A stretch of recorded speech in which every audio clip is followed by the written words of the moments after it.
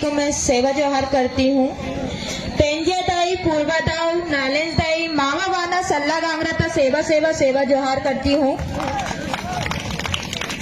मेरा नाम साधना उइके है और मैं भोपाल से आई हूँ। प्रॉपर मैं सीहोर जिले की सलकनपुर के पास की रहने वाली हूँ और मैं बचपन मेरा मतलब जन्म ही भोपाल से हुआ है और मैं अन्य धर्मों के संपर्क में रही हूँ और मैं ऐसी जगह में रह रही हूँ जहाँ पे नेपाली, हिंदू, मुस्लिम, सिख, ईसाई सभी लोग रह रहे हैं, लेकिन मैंने अपनी संस्कृति नहीं छोड़ी है और न कभी छोड़ूंगी, क्योंकि मैं एक गौर की बेटी हूँ और आदिवासी बेटी हूँ, इसलिए मैं अपनी संस्कृति नहीं छोड़ूंगी। और इस मंच के माध्यम से मैं बोलूंगी, क्योंकि जो नितेश अलावा भाई ने बोला है वो कोई गलत नहीं बोला है। हम प्रकृतिवादी लोग हैं, प्रकृति को पूजने वाले लोग हैं, तो वो एक बात रखी है, क्योंकि हमारा समाज का कार्यक्रम है इसलिए बात रखी है और अन्य समाज के कार्यक्रम का भी हम सम्मान करते हैं। आज इस मंच के माध्यम से आपने देख लिया होगा किस तरीके से यहाँ पे भजन कीर्तन किया गया है। ऐसा कोई समाज हम आदिवासी समाज का इस तरीके से नहीं करता है,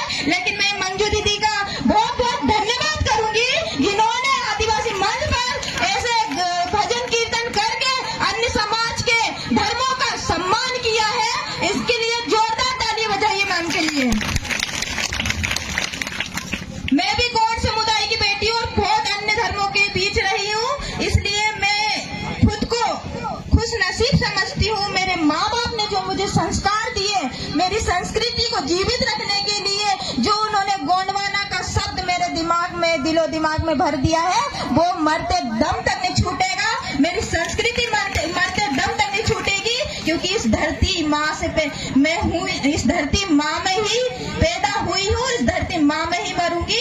इसलिए मैं इस धरती का सम्मान करती हूँ, इस गोंडवाना लैंड का सम्मान करती हूँ और नर्मदापुरम की इस धरती दाई को भी मैं सम्मान करती हूँ, सेवा जोहार करती हूँ। जो आज मुझे होशंगाबाद में विक्रम दादा ने हमें यहाँ पे बुलाया और मतलब कि बहुत अच्छा लगा कि मतलब हमारे आदिवासी समाज में इतने बड़े बड़े अधिकारी कर्मचारी हैं और दादा ने जैसे बात रखी है कि वो अपने समाज के लिए इतने लोगों को खाना खिला रहे हैं और इस तरीके से रैली निकाल रहे हैं और बड़ी बड़ी गाड़ियों से लेकर जा रहे हैं, बहुत गर्व की बात है। मैं भी इनके लिए जोरदार तालियां चाहूंगी।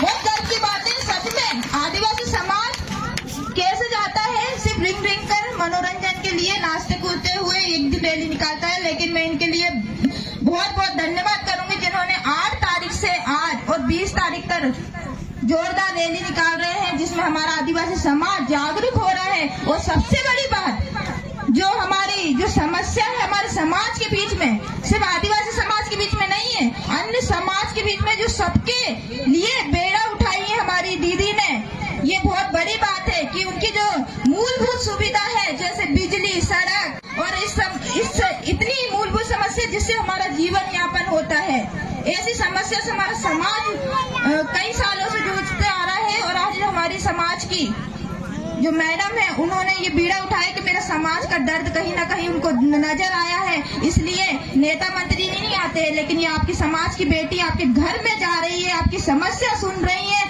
ये हमारे लिए गर्व की बात है, हमारे समाज के लिए गर्व की बात है कि ऐसी महिला हर घर में होनी चाहिए जो अपने समाज के लिए खड़ी होती है, अपने समाज की दुख दर्द के लिए खड़ी होती है, आपके घर में आ रही है। तो ऐसी हर एक महिला को आज इस तरीके से मंच पे आना चाहिए और बैठना चाहिए। और मैं तो ये बोल रही हूँ कि आप यदि एक महिला मातृशक्ति खुद को बोलती है तो अपने घर की समस्याओं को लेकर इस तरीके से जागरूक होइए, संविधान को जानिए, पढ़िए, लिखिए, शिक्षित होइए और अपने बच्चों को भी आप लोग पढ़ाइए। बस मैं ये बोलना चाहूंगी, क्योंकि शिक्षा ही वो सैनी का दूध है, जो पीता है वही दहाड़ता है, जो पीता वही दहाड़ता है। इसलिए आप सभी लोग मातृशक्ति इन मैडम से सीखिए। मैं तो हर बार इन्हीं का नाम लूंगी कि आज वो इतनी शिक्षित है कि आज आप लोगों के लिए घर घर आ रही है। उनको कोई जरूरत नहीं है, क्योंकि वो इतने संपन्न परिवार से है, उनको पैसा धेला सब कुछ है, लेकिन आप लोग के लिए निकल रही है। क्यों निकल रही? कि मेरा समाज पीड़ित है, मेरे समाज में समस्याएं, मेरे समाज के जो मूलभूत सुविधा उन तक नहीं पहुंच पा रही है, जिससे उनका जीवन यापन होता है, सही तरीके से वो लोग जीवन नहीं जी पा रहे, क्योंकि उनको बिजली नहीं मिल पा रही है।